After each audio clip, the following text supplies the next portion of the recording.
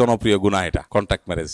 লন্ডনে যাওয়ার জন্য জামাই বউ অভিনয় করে, আসলে জামাই বউ না, কাগজে কলমে জামাই বউ। ওখানে যাওয়ার পরে সবাই যার যার রাস্তা ধরে, শুধু বর্ডার ক্রস করা, ইমিগ্রেশন ক্রস করা পর্যন্ত এই তামাশা করা হয়। এটা বিবাহের নামে তামাশা এবং নাজায়েজ কাজ, সম্পূর্ণভাবে নাজায়েজ কাজ। আমার একটা প্রশ্ন হচ্ছে যে আমাদের সিলেট বিভাগের মধ্যে কন্ট্যাক্ট ম্যারেজ বেশি হচ্ছে।